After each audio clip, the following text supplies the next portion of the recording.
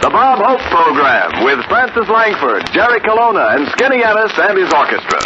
Rebroadcast at this hour for the fighting men of the Armed Forces of the United Nations by the Special Service Division of the United States of America War Department.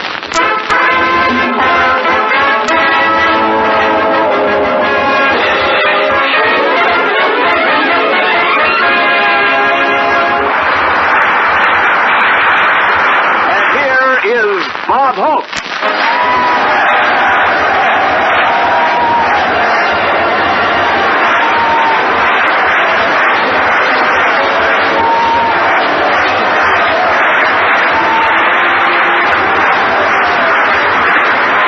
Thank you so much.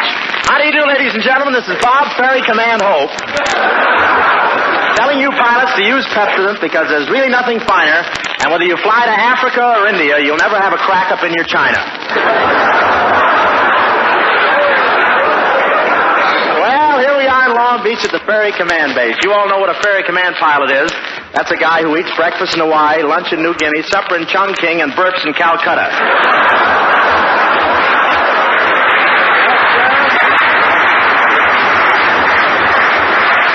Yes, sir, these pilots in our audience are the only guys I know of who have been to more places in the world than Crosby and I have built roads to. And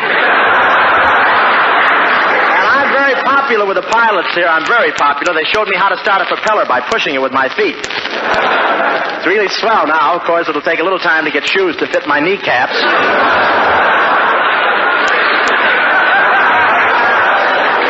And there's some interesting fellows here. One of the pilots there flew Wilkie to Russia, then flew Mrs. Roosevelt to England.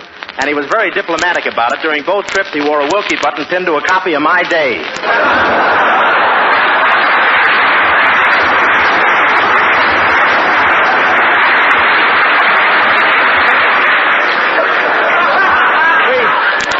We went up for a flight this morning. When we got here, they gave me a parachute. They gave Francis Langford a parachute. Then they called Skinny Ennis over and strapped on a piece of Kleenex.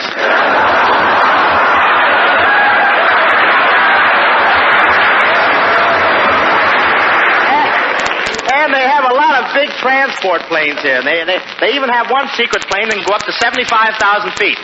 It's the only way known to man of reaching the $3 seats in the Rose Bowl. Of course, when you go to buy a Rose Bowl ticket, there's usually a slight wait in line. Slight wait, that's a California expression meaning bring your own pup tent, boys, and don't forget to notify your draft board. I decided the easiest way to get tickets was from the University of Georgia football team, so I walked into their training quarters and told them I was a friend of a guy who'd spent a lot of time in Georgia. As the doctor stitched up my scalp, he told me it was a mistake to mention General Sherman's name.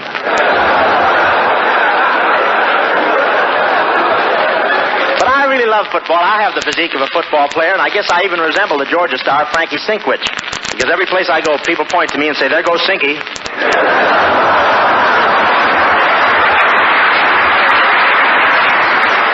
That is, I thought they said Sinky till I noticed they'd added their own T formation. Then when I used to play, I was something like Sinkwich, you know, the Georgia Fireball. They used to call me Hope, the Cleveland Meatball. Because of meatballs. I got into one game. Nice delivery. I should have used it for Christmas. I got into one game, and one of the players on the other team gave me a terrific stiff arm. I don't know whether he did much damage to my face or not, but for 3 weeks I had to sneeze through my ears. Oh, but I had a great Christmas this year. I really did. You should have seen the Christmas cards I got this year. I got one card from Dorothy Lamour with a picture of her and a sarong on it. What a picture. You know how George Washington looked straight ahead on a 2-cent stamp? Well, in this envelope, he kept peeking over his shoulder.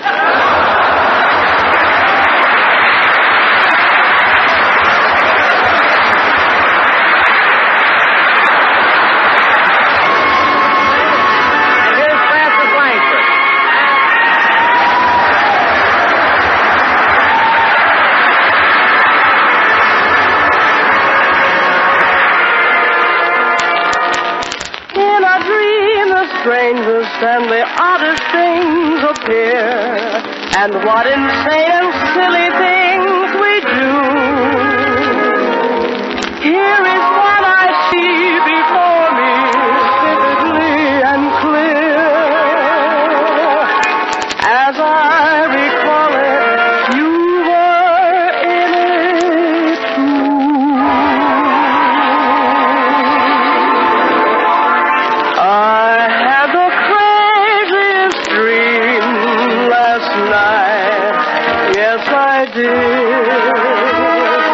I never dreamt it could be. Yes, there you were, in love with me. I found your lips close to mine, so I kissed you, and you didn't mind it at all. When I'm awake, such a break never happens. How long can a gal go on dreaming?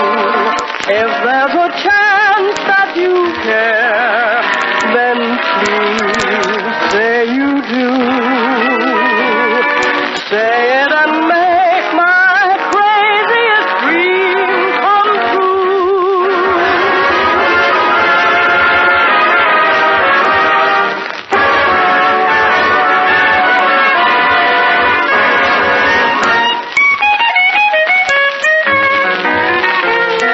If there's a chance that you care, then please say you do. Baby,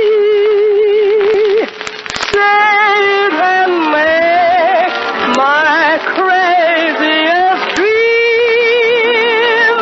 come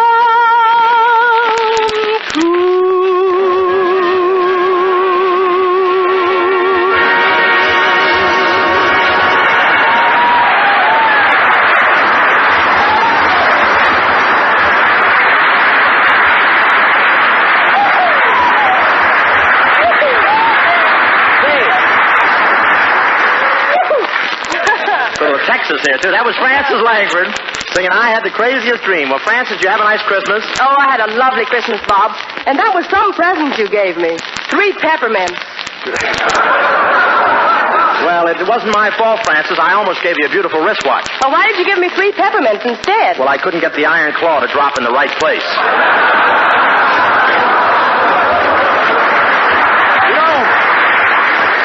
You know, but I had a wonderful time Christmas Eve, Frances. I went from house to house singing Christmas carols.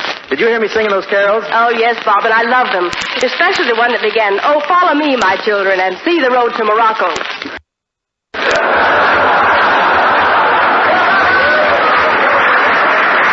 Well, I thought I'd punch up the lyrics. But I thought that party I gave at my house later was pretty nice. Wasn't I the perfect host? Yes, you sure made an excellent impression bringing those champagne buckets to every table and giving everyone a free bottle. What brand was it? Paul Roger? No, Pepsi Cola. Pepsi Cola. Well, what about New Year's Eve, Fran? Oh, I'm sorry, Bob, but I've already... I'll have enough of that. Blubbering me around. I'm sorry. All right, I'll see my attorney. That's all right. I'm sorry, Bob, but I've already made a date for New Year's Eve with one of the aviators here. One of the aviators here? What has he got that I haven't got? Nothing, but he's willing to spend it.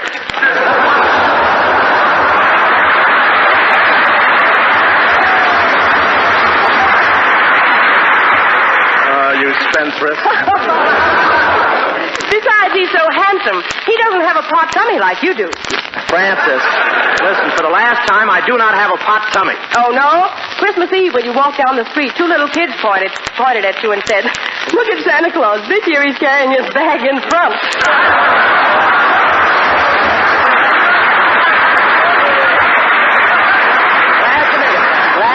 Hey, well, how are you, folks? Well, Skinny, what's cooking? Or in your case, what's creaking?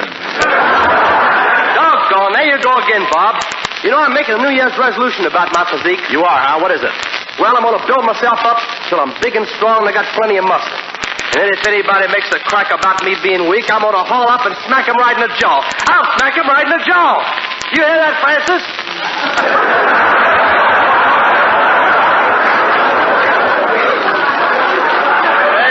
Bob, I'm serious about this. I'm taking vitamin pills. Do those vitamin pills have any effect on you when you take some skin? Why, sure they do. Here, hey, just watch what happens. I'll swallow one now. Say, what's that? My corpuscle. He thinks he's got a B card.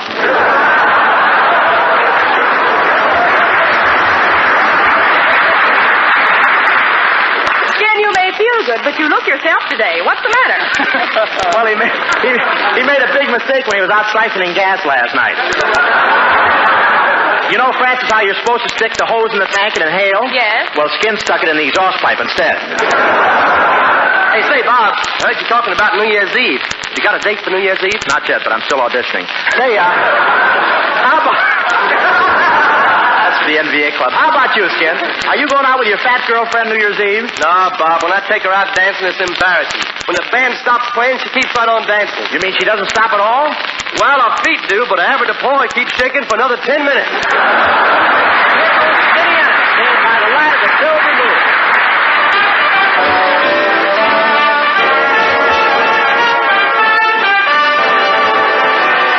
By the light of the silvery moon, I want to sing to my honey out through love tune.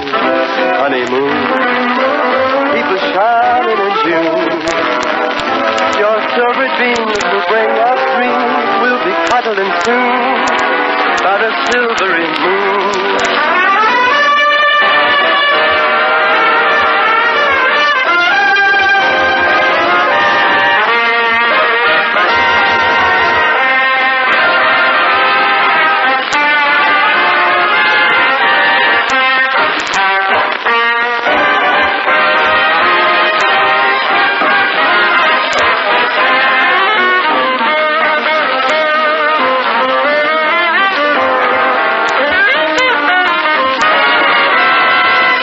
The light of a silvery moon, I want to spoon to my honey out through love tune.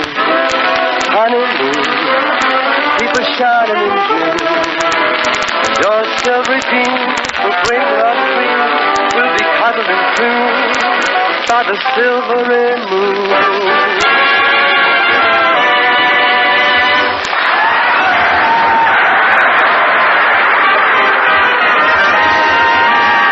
Moonlight becomes you. It goes with your hair. You certainly know the right thing to wear. Moonlight becomes you. I'm thrilled at the sight, and I could get so romantic tonight. You're all dressed up to go dreaming. Oh, don't tell me I'm wrong. And what a night to go dreaming. And if I tag along, if I say I love you, I want you to know it's not just because there's moonlight, although moonlight becomes you so.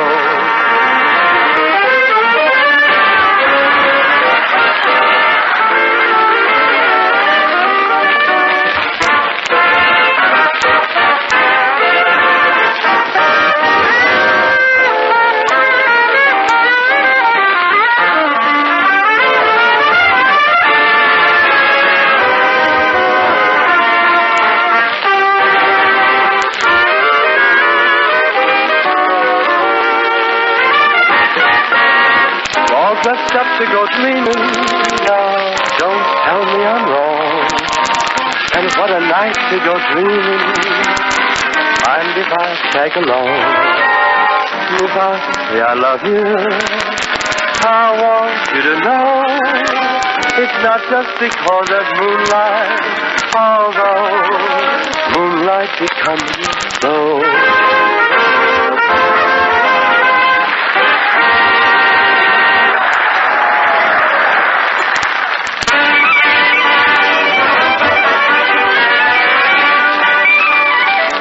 Gentlemen, as the year 1942 draws to a close, let us pause for a moment and review some of the remarkable events in the life of Bob Hope. In 1932, Bob Hope goes into the butcher business, and 1 year later... Extra, extra! Bob Hope makes $1 million! In 1934, Bob goes into the metal industry, and 1 year later... Extra, extra! Bob Hope makes $1 million! In 1936, Bob Hope goes into vaudeville, and 1 year later... Extra, extra, get your late paper here. Extra, extra.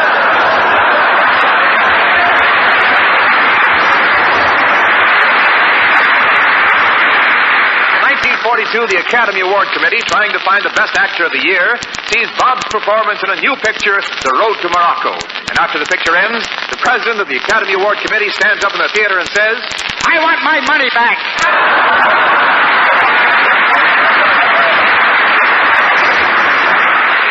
In September of 1942, Bob Hope makes a flying trip to Alaska. As he steps off the plane, he sees his first Eskimo girl. So he approaches her and says, May I kiss you in the Eskimo fashion? and the little Eskimo girl looks at Bob Hope's nose and says,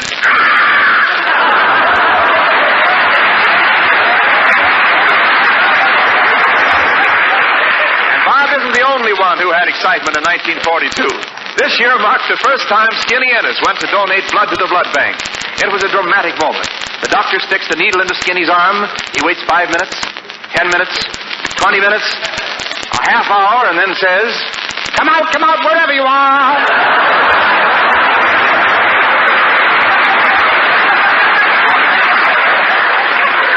And now that 1942 is almost over, we find Bob Hope and Skinny Ennis discussing their future.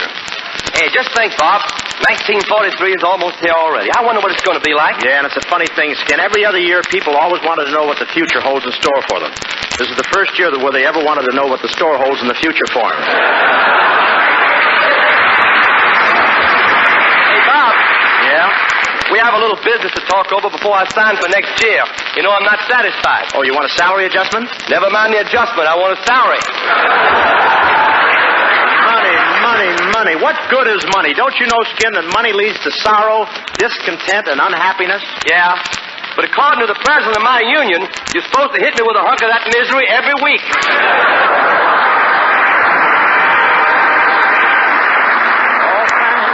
For the memory of this swell one-night stand, you treated us so grand, when after all you do the work that really rates the hand. So thank you so much, and thanks the memory as you fly planes and freight around this globe so great. You bring the stuff that treats them rough to open victory's gate. And thank you so much, say, ladies and gentlemen, to Colonel Ralph E. Spake, Lieutenant Mike Frankovich, and all the officers and men here at the Ferry Command who have given us such a great day. Our thanks. Next week, we'll be broadcasting to the boys down in the desert. And as our guest will be Rita Hayworth. Good night, everybody.